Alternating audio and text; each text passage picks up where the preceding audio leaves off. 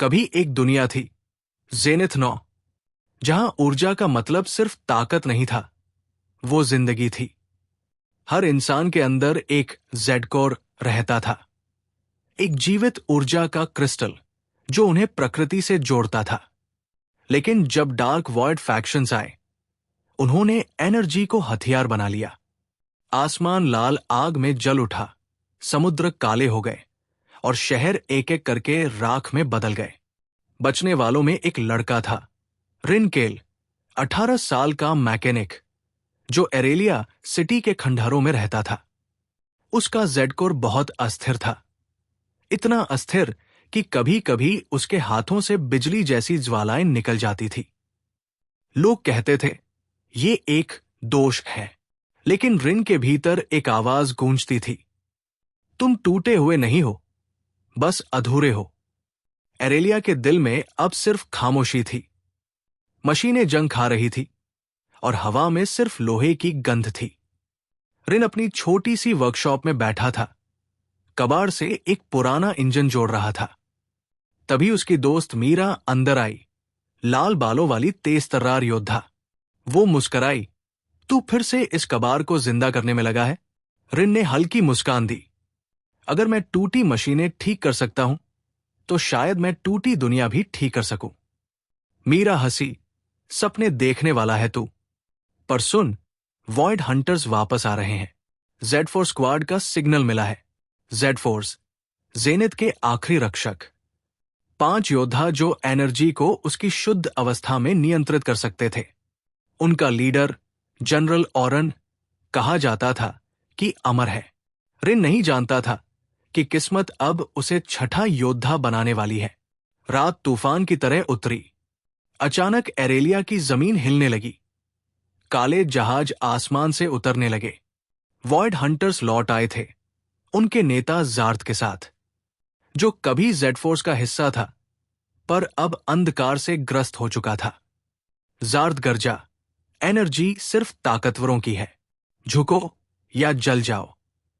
मीरा ने तलवार निकाली, रिन भागो। लेकिन रिन के भीतर कुछ जल उठा। उसका जेड कोर सफेद सुनहरे प्रकाश में चमकने लगा। बिजली जैसी हवाएं उसके चारों ओर घूमने लगी। वो चीखा, ये मेरे साथ क्या हो रहा है? अचानक ऊर्जा फट पड़ी, पूरा दुश्मन दस्ते का सफाया हो गया। जब रोशनी थमी, रिन हवा में तैर रहा था। उसके बालों में चांदी की लकीरें और आंखें नीली आग की तरह जल रही थी। तभी जनरल ऑरन उतरा।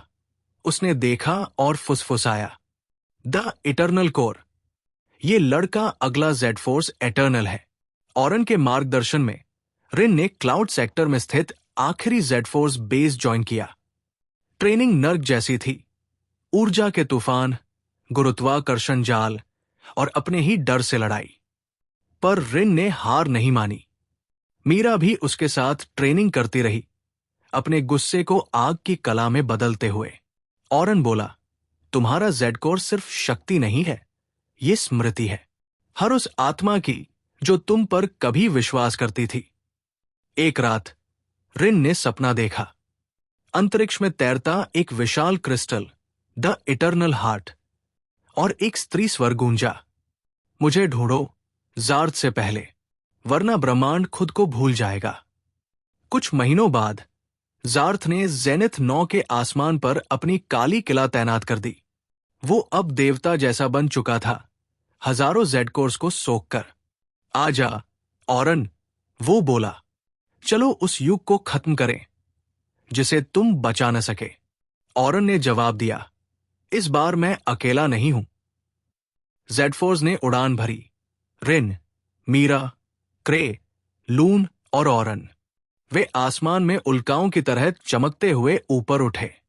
युद्ध छिड़ गया, बादलों में विस्फोट, आकाश में रोशनी के सागर। हर योद्धा ने अपना जेड फॉर्म सक्रिय किया। रिन अभी भी अपने एटर्नल कोर को नियंत्रित करना सीख रहा था। पर जब ऑरन गिरा, जार्थ के डार्क लांस से घायल, तो रिन के भीतर कुछ टूट गया, मास्टर, और आसमान फट गया। उस पल रिन का जेड कोर ऑरन की फेडिंग एनर्जी से जुड़ गया। एक नई अवस्था बनी, जेड फोर्स एटर्नल। उसकी आभा अब चांदी सफेद थी और उसकी धड़कनें गरजती बिजली जैसी। जार्थ हंसा। क्या तू सोचता है कि प्रकाश अंधकार को हरा सकता है? रिन ने शांत निगाहों से देखा। मैं वो संतुलन हूं जिसे तुमने नष्ट किया। उनकी टक्कर से आसमान झुक गया। हर मुक्का, हर वार महाद्वीपों को हिला रहा था। मीरा और बाकी योद्धा एरेलिया के अवशेषों को बचाने की कोशिश कर रहे थे। जार्थ ने अपना अंतिम हमला किया, वॉइड सिंगुलैरिटी, एक काला छिद्र जो शुद्ध नकारात्मक एनर्जी से बना था। रिन ने आंखें बंद की।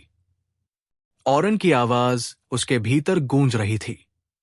इटर्नल कोर तब तक जीवित रहता है जब तक तुम खुद जीवन पर विश्वास करते हो। रिन ने अपना आत्मा इटर्नल हार्ट से मिला दी।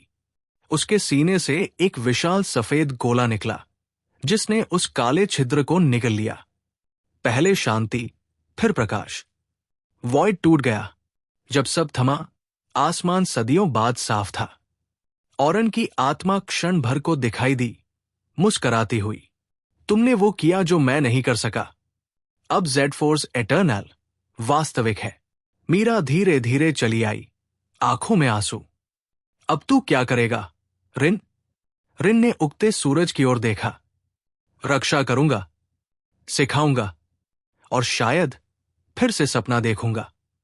उसके हाथ पर इटर्नल का प्रतीक चमक उठा, एक गोला जो प्रकाश और छाया दोनों में बंटा था।